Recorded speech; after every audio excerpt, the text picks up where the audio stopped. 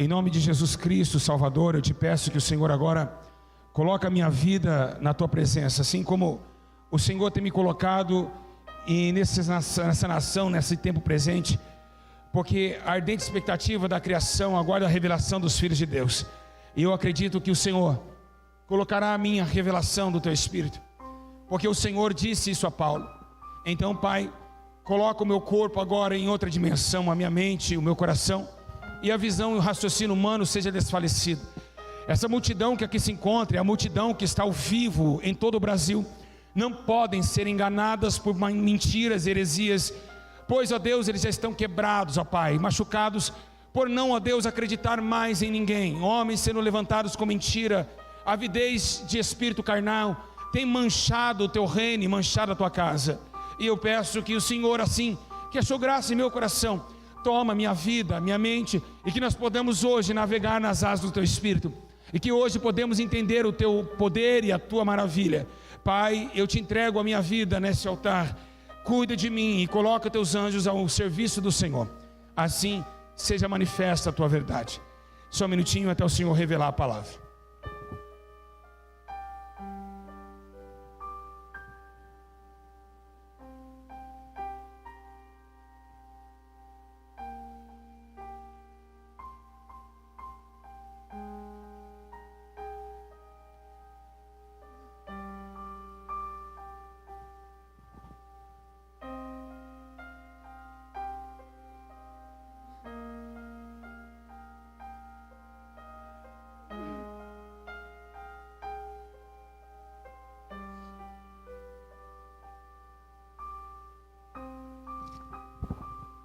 Igreja, olhe para cá. Jesus. Meus irmãos, o texto é bem breve, ele também é simples, mas ele é de uma dimensão poderosa. O texto que lemos é através de um homem que já foi Saulo, agora Paulo, o pregador e o apóstolo do evangelho dos gentios, aquele que sofreu tanto 3 naufrágios e também padeceu nu em meio à multidão, ao ponto de ser espancado em meio à praça, que fez com que a sua Bíblia tivesse nas suas mãos. Esse homem foi aquele homem que recebeu o privilégio de ter em sua vida a oposição de mãos do grande profeta, e posso dizer discípulo Ananias, que um dia revelou a Deus a ele uma casa na rua chamada Direita. Um mesmo apóstolo que era Saulo, perseguidor da igreja, agora ele traz uma dimensão espiritual e muito forte. Esse Saulo, ele era como você que hoje não carrega uma Bíblia nas mãos e às vezes carrega um copo de cerveja. É como vocês, quantos Saulos que tem na vida, ou Saula, né? Que anda segundo as suas próprias paixões, levando segundo as suas pisaduras de morte. Mas sabemos nós que mesmo na pisadura de morte de Saulo, que agora acabou de matar Estevão e ajudar a matar e assassinar Estevão, nós vemos também que na pisadura de Saulo para a morte, vimos também que o profeta Isaías profetizou uma mensagem dizendo que Jesus viria e que pelas suas pisaduras nós seríamos sarados. Se Saulo existia pisaduras de morte, existia um que pisou primeiro, que foi antes e será depois, que pisou através da vida. Assim, Saulo de Tarso recebeu a couraça do grande evangelho. O grande ministério na sua vida foi tomado pelas escamas que caíram dos seus olhos, as escamas que levavam a ele a enxergar somente sangue, que levava Saulo a enxergar somente dor, aflição e perseguição. Agora, esse que agora as escamas caem através da imposição de mão de Ananias, está agora se revelando um outro homem. O S trocado pelo P se faz agora o apostolado de Paulo. Paulo de Tarso agora está levando as igrejas a um crescimento inadmissível, um crescimento que não tem como colocar e ser atingível. Um homem só, levantando sobre eles ataduras de Cristo e sofrendo como Cristo sofreu. Ele mesmo dizia em suas cartas, dizendo que já não vivia mais a vontade terrena, ao ponto de Cristo viver dentro dele. Apóstolo Paulo não foi somente um apóstolo, ele foi o maior interrogador entre o homem e o céu. Ele foi o maior apóstolo que deu em suas cartas a esperança do crente terreno morar no céu. Ele chega uma hora aos Tessalonicenses que ele disse: olha, confortai uns aos outros com essa palavra, que logo logo, se esse corpo se desfizer, há um corpo incorruptível de glória que habitaremos com ele, porque um dia iremos ver Jesus assim como ele assim o veremos. O apóstolo Paulo tinha uma necessidade, não somente de levar o evangelho, mas a necessidade de colocar muito poder na palavra chamado céu. Esse céu que hoje a multidão nos dias de hoje está sendo opaca por essa palavra. O céu hoje não se manifesta mais entre a terra, porque as pessoas não acreditam mais no céu. Paulo está falando agora sobre o céu. Quando as aflições desse tempo terminar, quando as lutas dessa terra se findar, estaremos repousados em um lugar aonde ele também conheceu e não conseguiu conter lágrimas e nem palavras para dizer ao certo, que é inefáveis as suas palavras, que aquilo que o homem nunca sentiu, aquilo que o olho do homem nunca viu e nunca desceu ao seu coração, eram as coisas que Deus preparou para que os ama. Nós estamos falando nessa noite, e o Espírito Santo está iluminando o meu corpo a dizer a todos vocês que estão aqui sobre uma promessa. A promessa não é a do Espírito descer em Jerusalém, não é essa já se foi, essa já se foi concluída. Agora nós estamos numa última promessa. Muitas promessas já se foram, muitas promessas já aconteceram, mas estamos agora esperando somente uma promessa. A promessa que Jesus disse aos seus discípulos: para não se turbe o vosso coração, credes em Deus e credes também em mim. Na casa de meu pai há várias moradas, senão eu teria vos dito, ainda vou preparar um lugar. Uma promessa que não está à altura humana, uma promessa que não pode tocar agora, mas poderemos sentir depois. Uma promessa que está no coração de cada um, que chora às madrugadas com lágrimas quentes no travesseiro pedindo Jesus misericórdia. Uma promessa que for atingida por senhoras de idade com coquinho na cabeça, que todos 5, 6 horas da tarde estavam na porta da igreja esperando Jesus abrir as portas para começar o culto. É essa promessa para que poucos se atingível, poucos entraram e poucos vão entrar. Uma promessa de herdar a vida eterna. A vida eterna, ela não está escondida. A vida eterna, ela se revelou a nós através da ressurreição de Cristo. Até mesmo quando Jesus desce à terra em João 1, ele traz a vida. A Bíblia diz que João menciona: a vida se manifestou entre nós e nós tocamos e vimos a sua glória e a sua verdade. Mas agora a vida se tornou eterna quando Jesus Cristo morreu e ressuscitou dentre os mortos. Houve uma esperança a todos os homens, houve uma esperança a toda lágrima, houve uma esperança a todo o coração e a todo sofredor que fica catando papelão na Pedro II para lá e para cá, que ainda, mesmo sendo um homem não tendo nada nessa terra, mesmo sendo um homem desempregado, mesmo sendo um pecador miserável, ainda tem a oportunidade de sonhar com uma eternidade com Deus, ainda tem a oportunidade de sonhar uma eternidade com Jeová.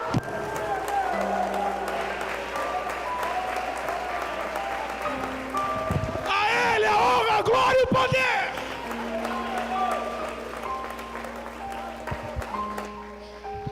E é essa palavra que Paulo nos atenta. Eu quero dizer a todos vocês que a promessa que Sião um dia se alegraria está nos livros de Isaías e Oséias, que Deus um dia colocaria descanso para Sião. Quando Jesus vem, Ele vem inaugurando o céu. Ele não vem falando das coisas terrenas, ao ponto de confundir os fariseus e Nicodemos em sua casa anoitecer e dizer: o que você disse lá na praça? É necessário um homem nascer de novo, mas como isso pode acontecer? Então Jesus, ele veio tirar o paralelo humano. Ele veio nos mostrar que essa terra vai passar, que tudo isso aqui é uma ilusão, que tudo passa, ao ponto de Tiago, tomado pelo Espírito Santo, dizer: as concupiscências dos olhos, a soberba da vida, tudo há de passar. Tudo que encanta o homem, tudo que dá prazer em sua carne, desmancha. Mas a Bíblia menciona também, Paulo dizendo a Coríntios, reforçando a tese, que aquele que semeia na carne ceifará a corrupção, mas os que semeiam no Espírito ceifará a vida eterna. Então estamos vivendo esses dias. Quantos de vocês que aqui se encontram já desesperançou com o céu, que não acreditam mais em viver uma vida eterna com Deus? Quantos de vocês que estão nessa noite aqui não acreditam mais que podem morrer aqui e já acordar cantando e adorando a Deus? Muitos desacreditaram. E por quê? Porque Jesus estava mencionando algo muito sério. Ele estava falando que nos últimos dias, quando o Filho do Homem vier, será que ainda acharia fé na terra? Será que ainda tem pessoas com fé que acreditam que se morrer hoje, podem encontrar Jesus face a face? Será que tem pessoas com alta fé nesta noite que ainda acreditam que no meio do desemprego, no meio do filho nas drogas, podem ainda acreditar e sonhar que a sua família pode ser destruída e ainda morar todos no céu? É essa vantagem que existe naquele que tem fé, porque quem crê vê a glória de Deus, e não vê somente aqui, vê lá também. E é isso que Jesus quer. Jesus quer avivar a tua igreja, trazer a esposa direto do esposo, trouxer as coisas antigas para as coisas reveladas, para que nós possamos entender que o céu existe, que a glória de Deus se encontra manifestada naquele lugar. Que pode está forte a presença do Espírito Santo aqui nesse lugar. Meus irmãos, está muito forte a presença. Está muito forte a presença. Eu vou morrer aqui em cima hoje. Jesus vai me levar hoje. Aleluia.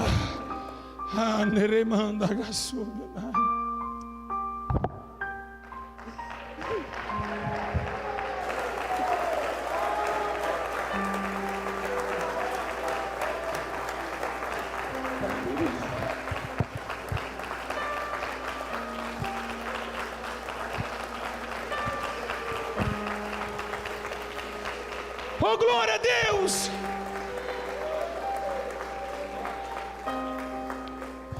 A primeira manifestação do céu, da terra e da terra ao céu aconteceu na vida, na história de um homem chamado Jacó.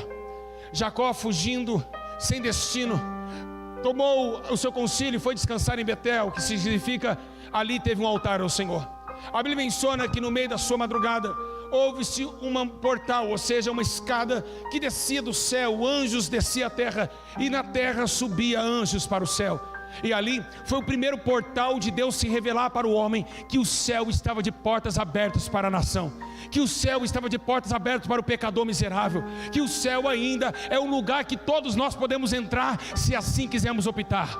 Esse Jesus, Deus começou a transladar a nação de Israel, mostrando que o céu estava sobre ele, ao ponto de Jacó lutar com anjos e se tornar o seu nome Israel. Israel, uma nação que quer a promessa, uma nação que luta pela promessa, e é essa promessa que devemos lutar, de morar no céu. Então é essa promessa que tem que arder em seu coração, que tem que arder no meu, que tem que arder em toda a humanidade da terra, a promessa da existência daquilo que ainda agora não existe. Mas Paulo disse e garantiu que se esse corpo se desfizer, se esse corpo logo cair, nós encontraremos e ganharemos um corpo no céu, uma casa, tabernáculo, não terreno, mas feita por mão de Deus e não feita por mão humana. E é essa promessa que devemos atingir, custe o que custar, porque eles derramaram sangue para entrar e dizer: eis que vejo o Senhor Todo-Poderoso ao lado da direita do meu Senhor. Foi assim que Estevão gritou, em meio à sua lágrima, em meio ao seu sangue, mas ele conseguiu achar o céu, ele conseguiu alcançar o céu, e é para o céu que nós iremos, é para lá que nós iremos.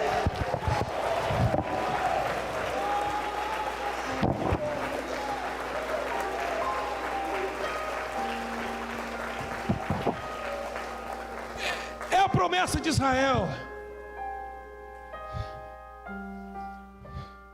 Então Paulo começa a dizer que em 2 Coríntios que a nossa leve e momentânea tribulação produz para nós um eterno peso de glória acima de toda comparação. E o que significa acima de toda comparação? Não se compara o céu com nada aqui embaixo, não se compara o céu com nada visível, não com Mega Sena, ou que se você vai passar no FMG ou na PUC, não interessa, isso não se compara. Aquilo que Deus preparou para aqueles que o amam, aqueles que realmente querem mortificar os seus membros terrenos e viver uma vida eterna com Deus, uma eternidade de paz e alegria, aonde João tomou o concílio e carimbou seus livros de Apocalipse, dizendo: Deus vai enxugar de nossos olhos toda lágrima, toda lágrima. Esse lugar existe, e é para lá que Deus quer que você vá. Então é necessário padecer aflições, pois a primeira coisa que vemos na Bíblia Sagrada é que a Bíblia não conhecia o céu de uma forma literal e de uma forma real. Vemos Jesus nascendo, e a primeira coisa que Jesus faz, ele começa a receber uma palavra muito forte. com 12 anos, foge dos seus pais e suas mães e vai cuidar das coisas do seu pai. E aí, quando cresce aos 30 anos, batiza, vai para o deserto e começa a ir do deserto com uma palavra de esperança. Ele sobe na montanha e começa a dizer ao sermão das bem-aventuranças, dizendo sobre o céu: bem-aventurados que choram, porque serão consolados. Bem-aventurados que têm fome, porque serão fartos. Bem-aventurados pacificadores, porque deles é o reino dos céus. Bem-aventurados os mansos, porque eles entrarão naquela terra. Bem-aventurados todos aqueles que sofrem perseguições por causa do meu nome, porque deles é o reino dos céus. Jesus começou a nos avisar que Ele não veio para ficar. Ao concílio de Israel e ao concílio farisaico poderia entender, e também as profecias, é por isso que os fariseus não acreditaram nele, porque a profecia simbolizava que o Messias ia reinar e também pegar a ideologia de Davi e tomar o centro das atenções e sentar no trono e reinar sobre Judá e Israel. Mas não veio para isso esse rei veio para ser chocateado, ser expulso da sinagoga, porque o reinado dele não era aqui. O Pilatos toma ele e diz: ei, onde é teu reino? Meu reino não é aqui, porque se o meu reino fosse aqui, eu mandaria meus anjos e acabaria com tudo isso. Jesus não vem ensinar um reino terreno, ao ponto de olhar e dizer: ei, não juntai tesouros nessa terra, onde ladrão rouba e a traça ferrugem, juntai tesouros lá no céu, porque aquele lugar existe, e é lá que você vai. Então ajuda já para lá, vai pegando a abundância daqui e vai jogando para lá, porque lá é o seu destino.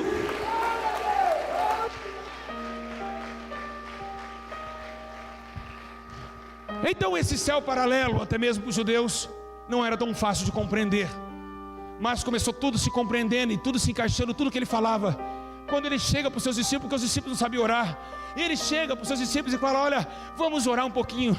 Pai nosso que está no céu. Então quem sabe nessa oração a gente pode olhar e entender que o teu pai não está aqui, o teu pai não mora aqui, o teu pai está no céu. E se você é filho dele, o pai quer estar onde o filho está, o filho quer estar onde o pai está. E então por isso que Jesus começou a mostrar: traga teu reino sobre a terra, trazer o seu reino sobre esse lugar. Então Paulo começa também a escrever algo muito interessante, que agora que nós somos livres do pecado e da morte, tomados com nós a cordeira de Cristo, somos também agora peregrinos numa terra estrangeira.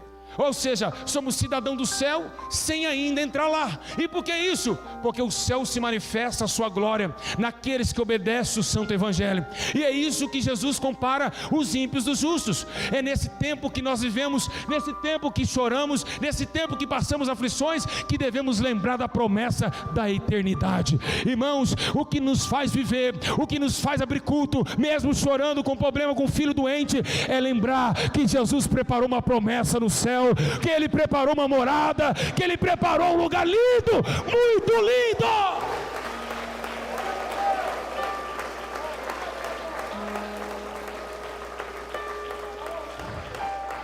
Então, fala, Timóteo, o que você tem para falar? Então 2 Timóteo, ele pega uma carta em 2 Timóteo, e olha o que ele escreve: por este motivo tudo suporto, por amor dos eleitos, para que também eles alcançassem a salvação que está em Cristo Jesus, em eterna glória.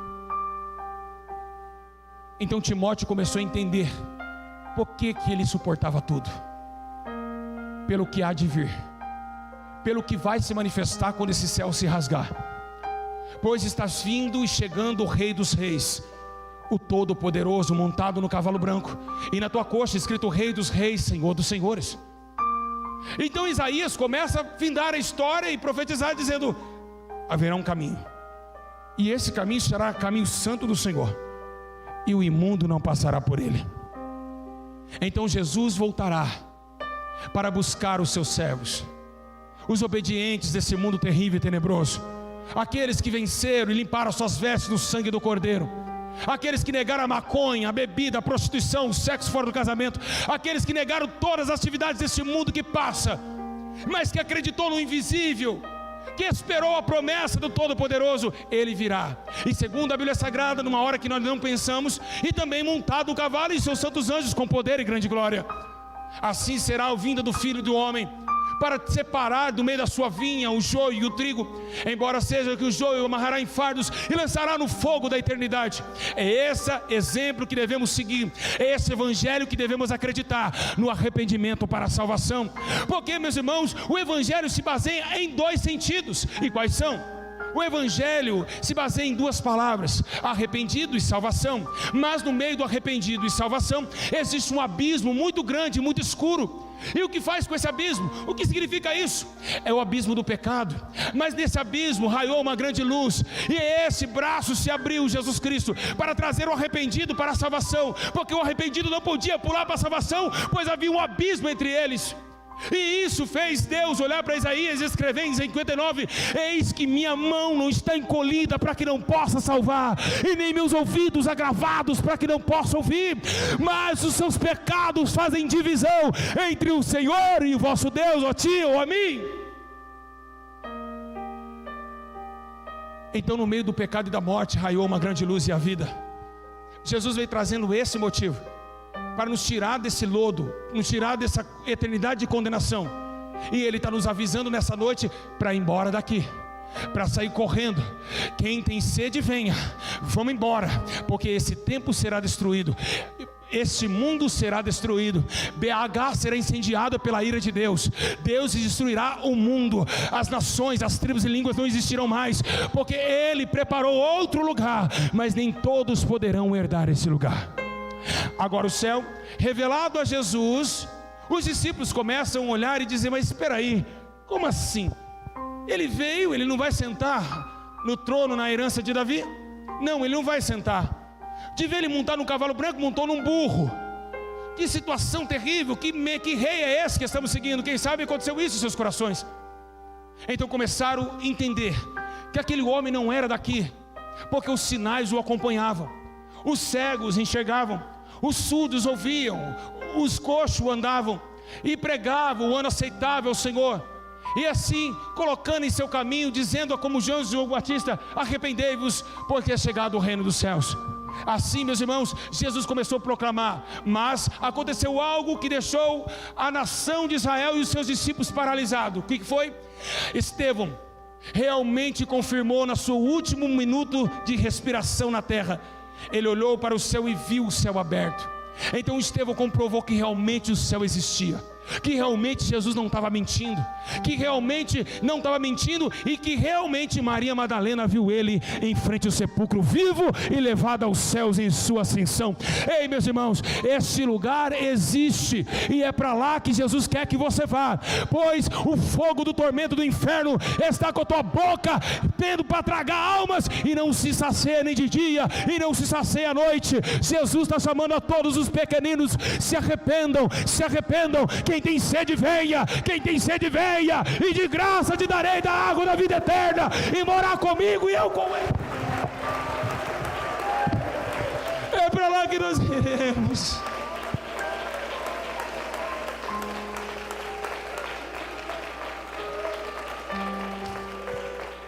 Aleluia.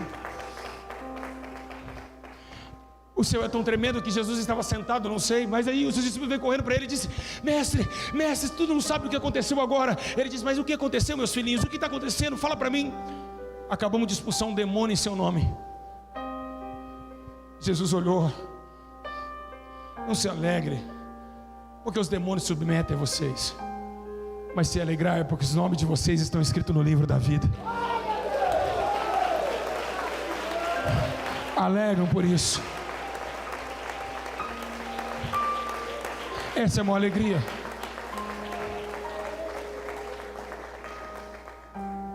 A maior alegria que o homem existe na terra é isso: é de passar luta aqui embaixo, mas saber que vai passar pela aprovação de Deus. É por isso que essa leve e momentânea tribulação é necessário passar, e é isso que nos dá força. O que faz o sentido você estar sentado aqui na igreja? Para ganhar dinheiro, carro? Entrou em igreja errada, pois aqui é a igreja de santidade e arrependimento feita pelo Senhor Jesus. que só prega arrependei-vos e vamos embora daqui, porque isso tudo vai ser destruído. Vamos embora daqui! O evangelho verdadeiro é esse.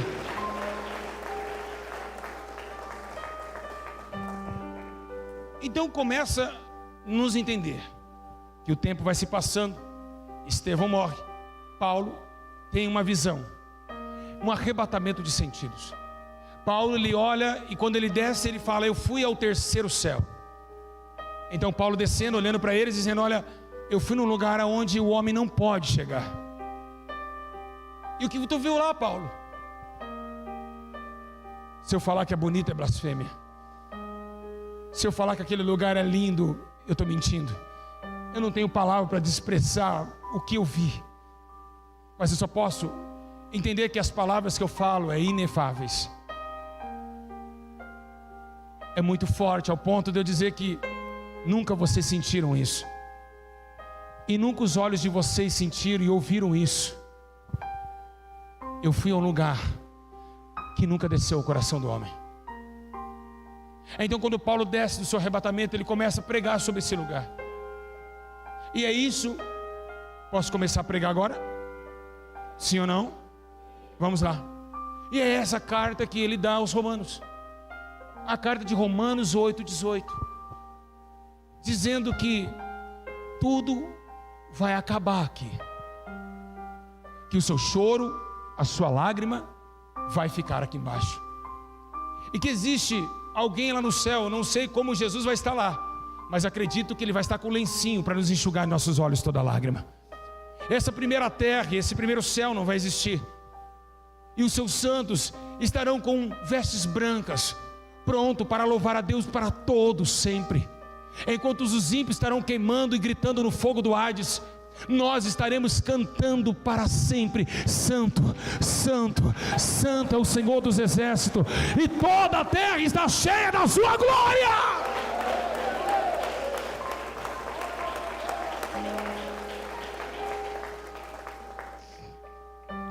Então todas as nações se reunirão naquele lugar, como diz Apocalipse 7, versículo 9. Depois dessas coisas, João viu uma grande multidão que não se podia contar, e viu homens, mulheres, quem sabe, uma nação inteira adorando a Deus naquele lugar. O céu existe, e aquela irmã que cantava no ciclo de oração, que orava com você e chorava com você, que já partiu com o Senhor, está nos esperando a chegar lá também.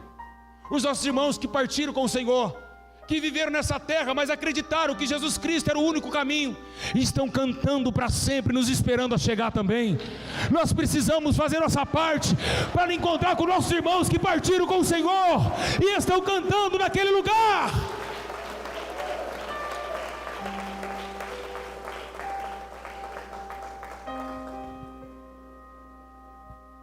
Quando João vai ser escravizado em ilha de Pátimo, ele também caiu como morto, e tomou o seu espírito e foi para o céu. Disse João em sua carta no Apocalipse, aonde o anjo diz: pega essas coisas e escreve essas coisas, porque elas são fiéis e verdadeiras, que a cidade santa, a Nova Jerusalém, é uma cidade não redonda, não é uma cidade triangular, é uma cidade quadrangular. Então é como se fosse um quadrado, como se fosse acima de 12 mil estádios, como diz João escreveu. E nesse quadrangular existe 12 portas, e cada um nas suas portas escrito o nome de uma tribo de Israel: tribo de Benjamim, tribo de Levi, tribo de Zacar, tribo de Zebulon. Então todos estão tomados nessa cidade. Essa cidade, ela não tem ruas de paralelepípedos, toda a sua rua é de ouro, de jaspe, de cristal, e as suas portas também tem em cada porta uma pedra sagrada, uma pedra de grande valor. E quem sabe você poderia perguntar: em qual porta que eu vou entrar? Se tem de todas as 12 tribos, em qual porta nós vamos entrar? Com certeza nós vamos entrar a porta de Judá, porque Jesus, o rei de Judá, nos resgatou para a vida eterna. Então agora entraremos na porta, e o que vemos lá? João escreve que é um trono, e esse trono, ele ilumina toda a cidade. A cidade não tem trevas, a cidade não tem dia, não tem noite. Segundo a sua carta em Apocalipse diz, e escreve essa menção, que a cidade não não tinha nem dia e nem noite, existia somente o clarão do dia. E por quê? Porque o sol e a lua não existem mais. João escreve em 21 de Apocalipse, dizendo que o trono desceu e o sol e a lua correram, sumiram diante da tua face. Então automaticamente vemos um trono gigantesco iluminando toda a cidade, e todos que moram naquele lugar não tem tristeza, somente alegria. Eles carregam palma nas mãos e cantam todos os dias que o Senhor é santo, que é majestoso. E João escreve que acima está agora o Todo-Poderoso, e em volta ao seu trono 24 anciões, que colocam suas coroas e jogam em seus pés, e seus pés é como um latão reluzente saindo da fornalha. Os seus olhos são como de fogo. No teu peito tem um linho fino de ouro feito pelos anjos, e na tua boca sai uma espada de 2 gumes. E isso mostra que realmente os seus cabelos também é branco como a lã neve. João escreve que ele tem todo o poder, ao ponto do profeta dizer, e também Ezequiel dizer, que um dia viu o trono de Deus, berilos, muitos olhos, e um serafim de 6 asas, fechando a tua face, fechando teus pés, e tomando o trono em posicionamento, que saem desse trono raios e trovões. Então todos que estão ali entendem que aquele que brilha diante daquela nuvem no céu, que rai dentro dele, no meio do trono, águas vivas, águas do seu trono, um rio de águas vivas que sai do trono do Senhor, paira toda a cidade, e nós vamos beber dessa água, nós vamos olhar para esse rio, nós vamos olhar para esse rio.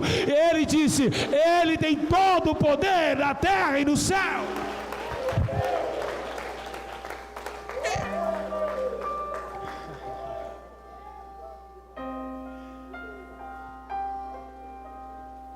Quando vocês chegarem nesse rio que sai do trono, que João disse que as águas são cristalinas,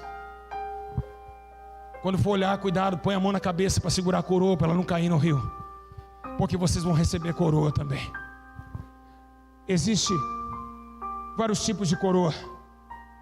Segundo a Bíblia Sagrada, existe a coroa da justiça, existe também a coroa da salvação, e também existe a coroa de glória.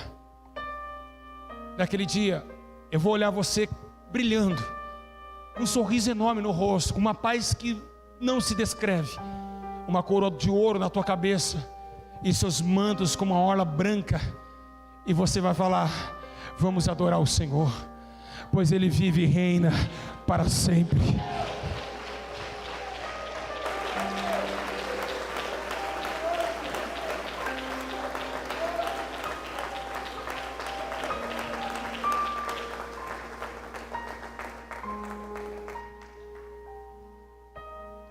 Paulo, 1 Coríntios 15, 54, ele disse, mas quando o incorruptível se tornar de incorruptibilidade, veremos uma canção muito linda, tragada foi a morte pela tua vitória. Então as coisas desse tempo presente não há de se comparar à glória que um dia há de ser revelada a nós. Esse céu existe, e só tem vontade de voltar para lá quem um dia sentiu o gostinho de lá. E como sente o gostinho de lá estando aqui? Quando nós largamos a nossa própria existência e deixamos o Espírito que veio de lá existir dentro de nós. Esse Espírito geme com gemidos inexprimíveis, querendo voltar para a tua pátria.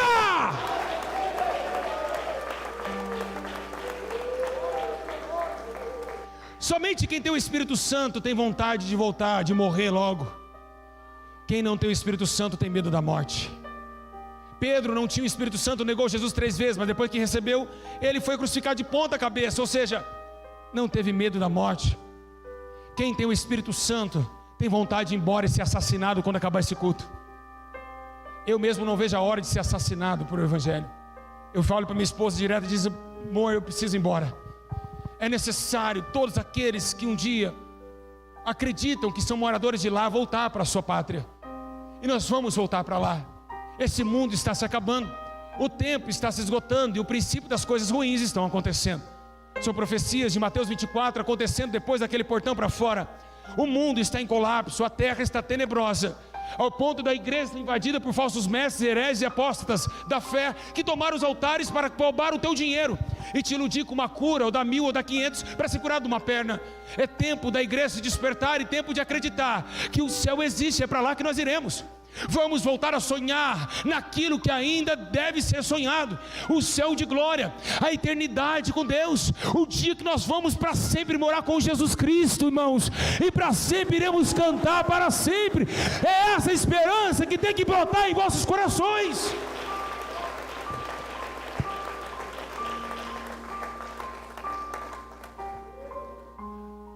O que se percebe nos dias de hoje, que as igrejas hoje não pregam mais sobre o céu e nem sobre o inferno. Ninguém mais prega uma palavra como essa, porque pregam o que sentem, não deixa o Espírito Santo falar. E o Espírito Santo está falando: vinde benditos do meu Pai, para o gozo do seu Senhor que está prestes a ser revelado.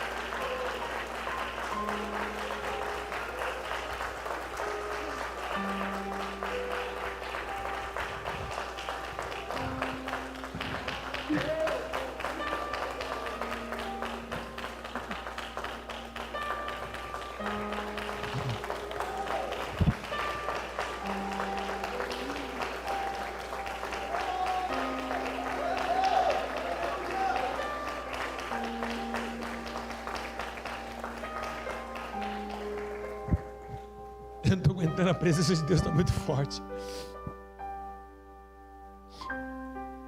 Jesus veio nos buscar. Por isso que ele disse: não se turbe o vosso coração. Credes em Deus e credes também em mim. Na casa de meu Pai há várias moradas. Nós vamos morar lá. Vai ser lindo demais, meus irmãos. Tristeza vai ser para os ímpios que viveram a vontade deste mundo. Foi tudo passageiro para você, né, irmão? Curtiu bastante as baladas da vida, mas não pôde herdar no reino dos céus.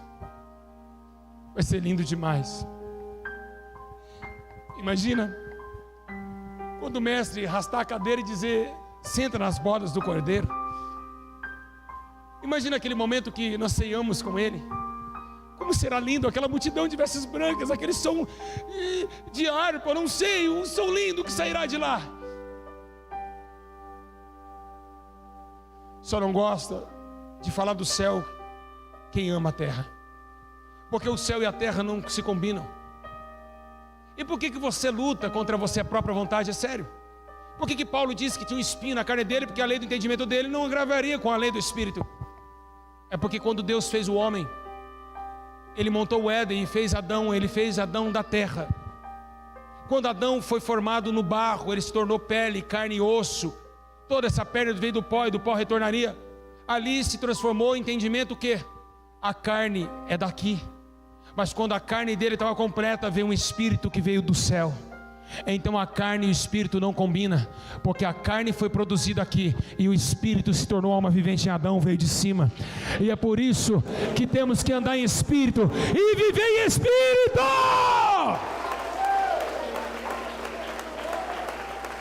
Que lindo, meus irmãos, a glória de Deus está nesse lugar.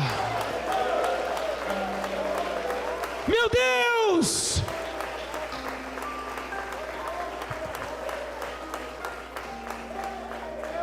E é por isso que o Espírito veio, soprou nas narinas de Adão e ele se tornou alma vivente. O Espírito veio de cima. E quando a igreja estava em oração, a carne estava de joelho, mas o Espírito veio de cima e fez a igreja hoje ser chamada Igreja do Céu, porque testifica que o Espírito veio do céu. E a igreja tem que andar olhando para cima. E Paulo escreveu dizendo: nós que somos de alto, buscamos as coisas de cima. Nós que somos do céu, buscamos as coisas do alto. Quando você um dia aceitou Jesus na sua vida, acabou os amigos. Você vai perder sua amiga, vai perder sua namorada, vai perder esse idólatra corintiano e cruzeirense que fica gritando o dia inteiro: é gol, é gol, é gol. Vai perder tudo. Vai perder essa periguete, essa pombagira que te chama a balada, prostituir com outro homem. É isso. Porque agora a carne não pode mais ser satisfeita. Agora no Espírito, na oração e no jejum, é na leitura da palavra, esperando a morte chegar.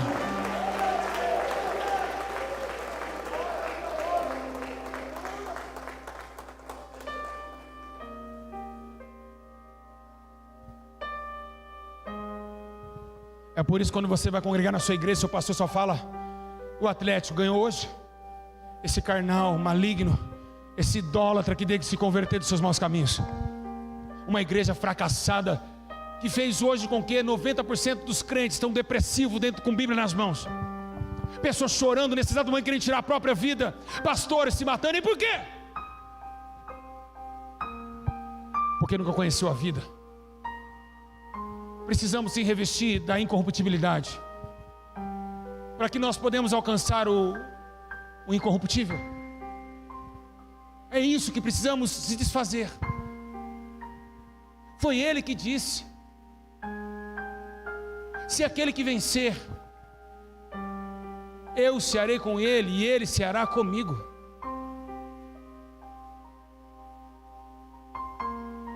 Meus irmãos, 2020 vem aí, e será mais terrível do que 19. Não esperam Bolsonaro mudar a vida de vocês, porque um homem mentiroso não pode levar a glória do verdadeiro Deus. Quem dá vida não é presidente, quem dá vida é Jesus. E se você está preocupado em quem votar, porque eu quero um mundo melhor, é porque você é mundano. Eu quero ir para lá, isso aqui não acabou, isso aqui não resolve mais nada, isso aqui é de mal a pior. Se melhorar também não quero, se melhorar também não quero. Pode ficar essa tanqueira aqui, eu vou para lá, eu quero ir para lá, eu sou de lá. Então tira essa porcaria dessa faixa da testa. Um Brasil melhor. Seja melhor você para Jesus, porque a tua pátria não é aqui. Mas os crentes carnais que estão fazendo sinalzinho de arma nas igrejas, estão querendo mudança. Ai, porque o prometido de Deus é Bolsonaro. O prometido de Deus é Jesus Cristo Salvador.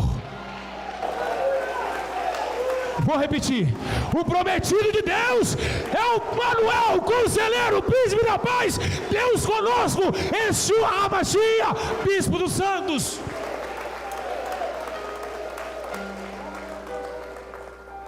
E não adianta pegar texto com contexto e dizer: mas está escrito que todo governo é constituído por Deus. Ah, é? Deus constituiu Hitler para matar os judeus? Foi Deus que levantou? Foi Deus que levantou esses pastores que estão roubando igrejas? Quando fala da autoridade constituída por Deus, Ele está falando dos governantes da nação de Israel que se passaram. E vocês pegam a Bíblia e jogam e fazem uma melança com a palavra. Quem hoje está sendo levantado por Deus?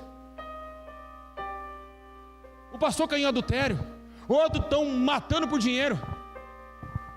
É um querendo ser mais bonito que o outro, e para encantar vocês, tem que colocar uma bexiguinha vermelha aqui, outra azul ali, e colocar um bando de menina que se prostitui no Facebook, que fica mordendo a língua para rebolar aqui dentro, fazer teatrinho na igreja, sendo que essa casa será chamada casa de oração. Me diga, na onde tem na Bíblia que tem a festividade dos jovens, do ciclo de oração? Na onde tiraram isso? Sabe por que tem festividade dos jovens na sua igreja? E uma menina vai com um salto maior do que a outra para mostrar a bunda rebolando? Porque uma mulher não coloca salto para o bumbum não empinar, é para empinar o bumbum. Então como que podemos colocar essa imoralidade sexual dentro dos templos e ainda sonhar com o céu? No céu não entra pecado, fadiga, tristeza nem dor. Não há coração quebrantado, pois todos estão cheios de amor. É hora de nós se consertarmos com Deus, pois o juízo final vem aí. Há tempo de você fazer festinha de ciclo de oração na tua igreja? Aí coloca um monte de mulher com roupa de soldado e as irmãs entram com a bandeira do Brasil, enquanto o seu vizinho está na macumba e morrendo, enquanto o teu marido está na bebida e não ganha nem ele. Que soldado você é? Sua rapariga vai se converter, porque Jesus está voltando.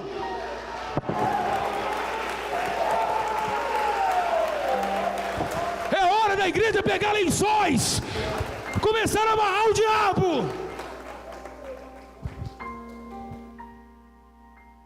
Que festa é essa? Que carnalidade estamos dentro dos templos? Como soldado de Jesus? Como isso?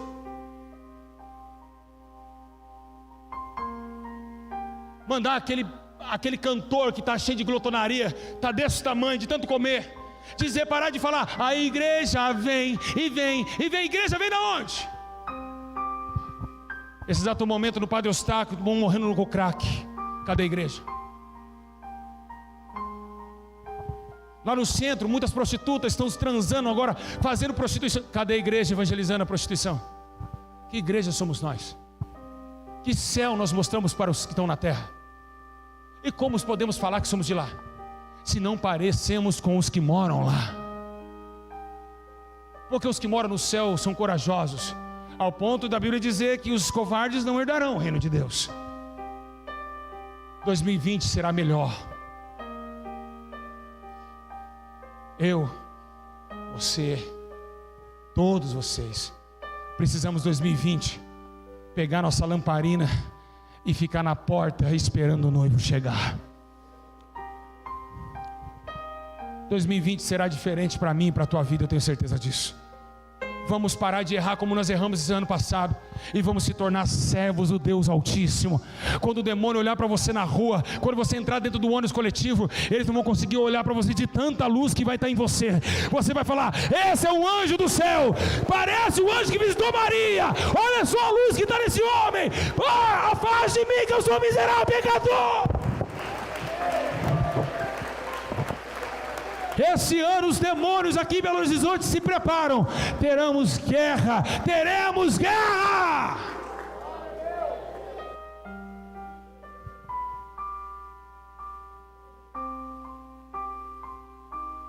Céu, lugar, sonho de toda a igreja. Para encerrar, Espírito Santo, tá? O noivo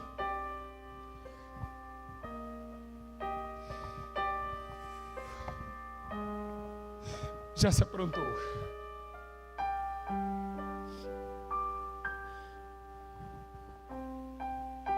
O noivo já se aprontou. Mas a noiva está com suas vestes manchadas de carne.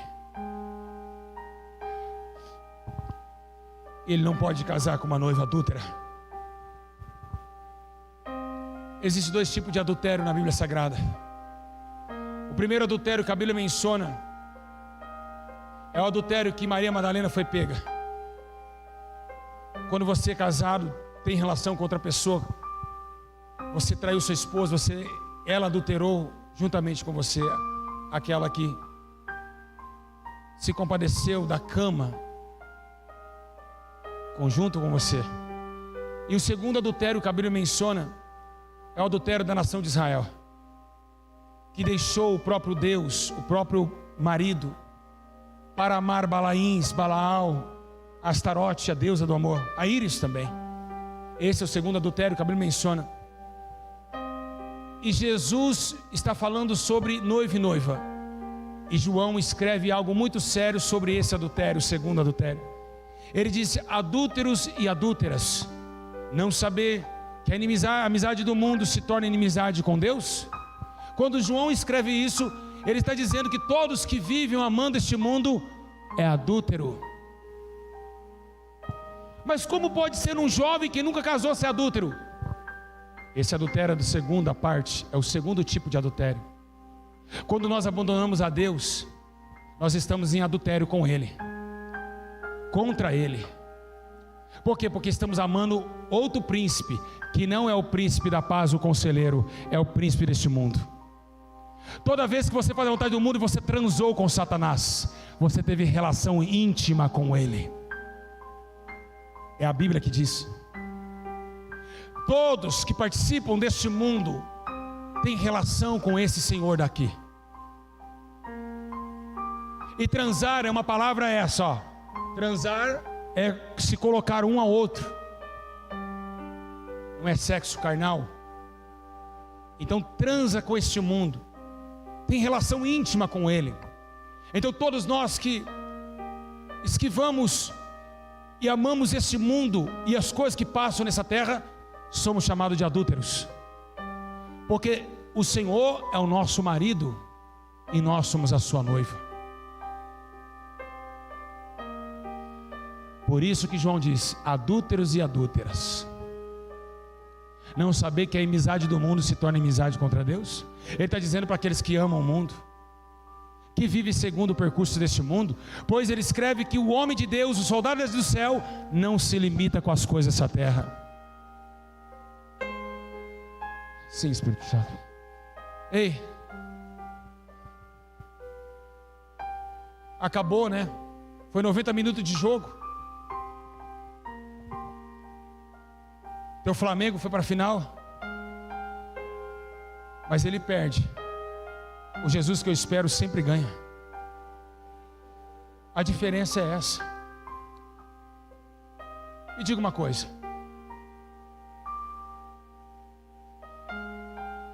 sim, Jesus, eu lendo a Bíblia Sagrada e chorando a Deus, eu comecei a ver, tive uma visão de vários times de futebol. E o anjo chegou para mim e disse: você sabia que esses times têm respaldo bíblico? Eu falei: o quê?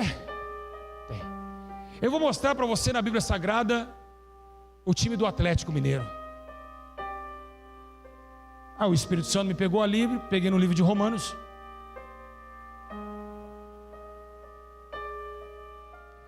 E abri o livro de Romanos. Ele abre o livro de Romanos, eu vou mostrar o time do Atlético Mineiro, o time do Cruzeiro, o time do Flamengo. Então eu fui para a Bíblia.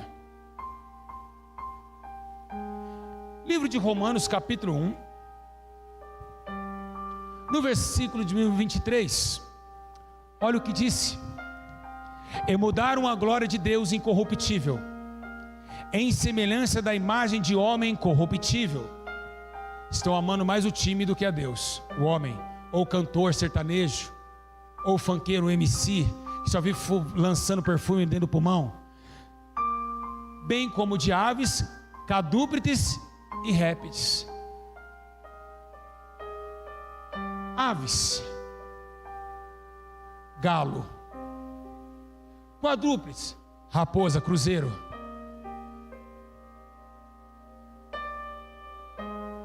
urubu, aves, Flamengo. Ou não é? Amaram em semelhança à imagem de répteis, aves, galo. Está aqui, Romanos 1, 23. Estão amando mais o time, glorificando mais 11 homens do que o Todo-Poderoso Deus. Mudaram a verdade em mentira e amaram mais a criatura do que o Criador. Em semelhança de aves, répteis e quadrúpedes.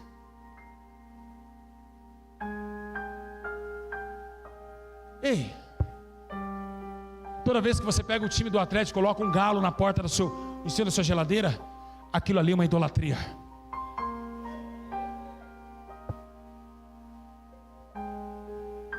Deus odeia imagens. Ele odeia imagens. Ô prostituta, vai chegar um dia que nem aqui naquele monte e nem naquele outro vamos adorar. Mas o verdadeiro Deus procura, a hora chegou e ela já é, que os verdadeiros adoradores adoram em espírito e em verdade. Não precisa ver Deus para amá-lo. Diga glória. alta glória! Mais alta glória! Diga assim: somente Jesus é digno de toda glória, de toda honra, de todo poder, de toda majestade.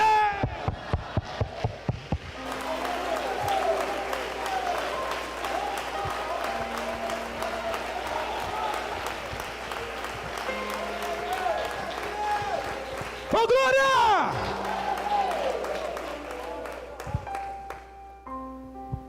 Para encerrar,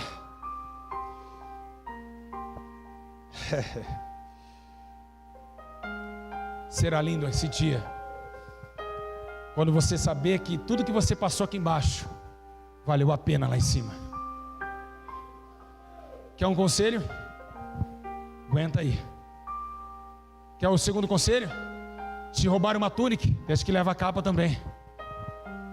Ou se te forçarem a caminhar 1 milha, caminhe 2 com ele. Amai os que vos odeiam, orai pelos que vos maldizem. Suportai a tristeza um dos outros, alegrai com os que se alegram e chorai com os que choram. E assim completará a alegria de vós, para o gozo do seu Senhor. Está acabando a sua vida na terra, quem sabe você não morre amanhã. Quem sabe muitos de vocês não passam nem o Natal vivo ainda. E para onde irá a sua alma? Para o inferno, queimando para sempre? Ou para a eternidade com Cristo? Está vendo como você está sofrendo? Você está sofrendo porque você não confessou Jesus na sua vida. Você ainda não confessou, não teve esse prazer que nós sentimos. Pode chamar que nós somos crentes, quadrados, chama o que for, mas somos alegres. Temos uma alegria que não é momentânea. Nós temos uma paz não como o mundo dá. Temos uma paz muito forte em nosso meio. Aleluia! É uma paz sem igual, igreja.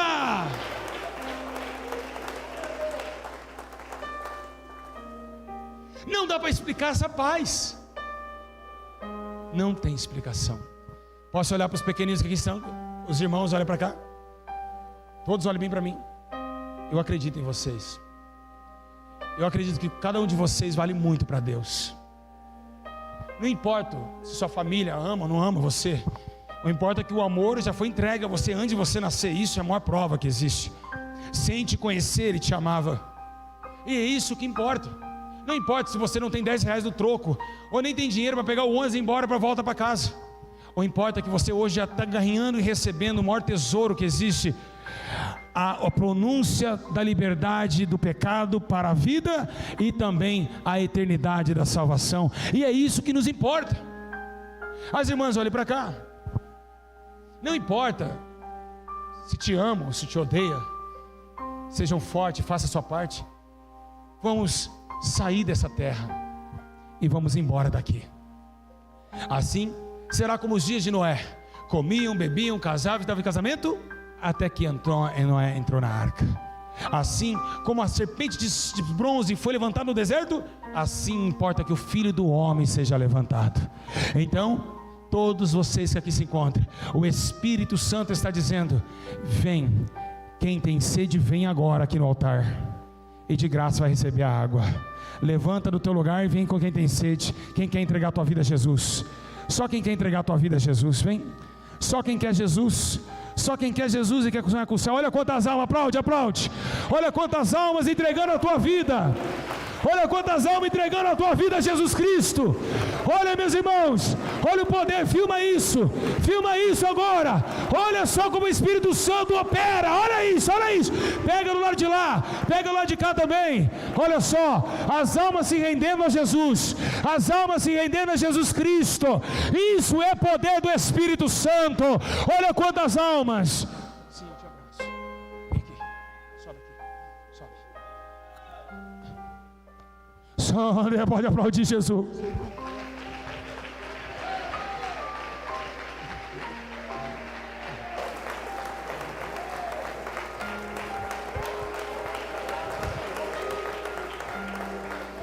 Vai ficar comigo aqui.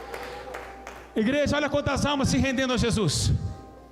Pedro disse: arrependei-vos e sejam livres para receber o batismo do Espírito e o dom do Espírito. Pode vir, filho, pode vir, que Ele está de braço aberto para você também. Quando vocês confessam, olha quanta gente chorando aqui. Estão chorando, os jovens chorando muito aqui. Olha, tem um jovem chorando muito. Eu preciso de um obreiro aqui, porque tem um homem, um jovem chorando bastante também. Esse culto, ele fica marcado na história, não porque teve milagres e poder, mas que teve o maior poder da transformação, a transformação do arrependido para a salvação eterna. É esse evangelho que Jesus precisa. No espiritismo com a minha mãe. Vamos lá. Ele quer contar algo aqui. Pode ficar vocês aí de joelhos. Eu quero contar que quando eu conheci o ministério através do YouTube, da live. Se não fosse esse santo homem de Deus aqui, eu estaria agora sem conhecer Jesus no mundo ainda, e indo para espiritismo com a minha mãe e procurando as coisas erradas. Mas quando eu vi que Deus ainda está vivo, faz sinais de maravilha aqui na Igreja de Santidade e Arrependimento, foi uma luta tremenda para chegar até aqui, desde agosto de 2018 que eu acompanho as lives. E hoje, no último dia do culto, Deus deu a oportunidade de me estar aqui presenciando ao vivo tudo que eu via atrás daquelas câmeras ali.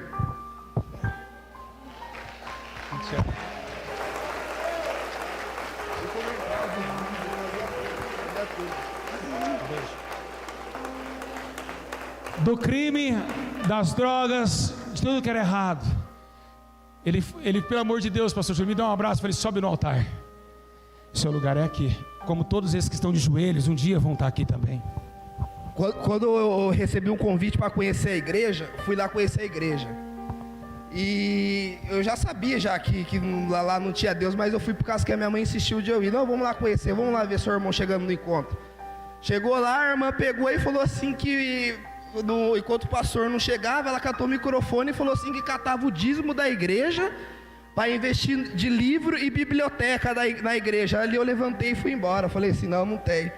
Aí ela falou assim: só na igreja do pastor Júlio que você acha a verdade lá. Falei: é só lá mesmo. Igreja, olha só, mais uma alma vindo lá. Olha quantas almas chorando. O rapaz está chorando muito ali. Tem esse menino hoje que vai sair daqui em 2020. Jesus precisa de você também. Vamos arrebentar tudo. Vamos meter o pé nesses demônios, como diz você. Essa frase é minha, hein? Igrejas, estão vendo? Pode ficar à vontade aí. Igrejas, estão vendo essas almas que aqui se encontram nesse altar? Nós temos aqui 2, 4, 6, 8, 10, 12, 14, 16, 18, 20, 24, 26, 28, 30, 32, 34, 36, 38, 40 almas para Jesus. Tem um anjo aqui dentro. Jesus, o Espírito Santo, me faz entender que tem um anjo aqui dentro. E esse anjo está com um caderno na mão, meus irmãos, uma folha em branco. E está anotando o nome de todos aqueles que estão de joelhos aqui clamando a Jesus Cristo.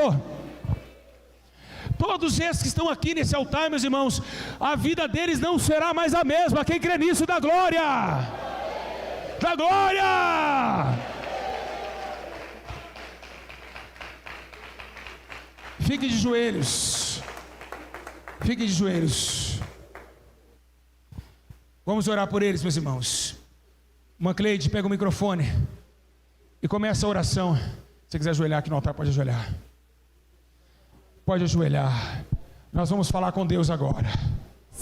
Fica de pé, igreja. Vamos orar. Senhor, meu Deus e meu Pai, nesse momento nós te agradecemos, ó Pai, por tantas almas, Senhor, a qual o Senhor tocaste nesses corações, meu Pai. Senhor. Sabemos que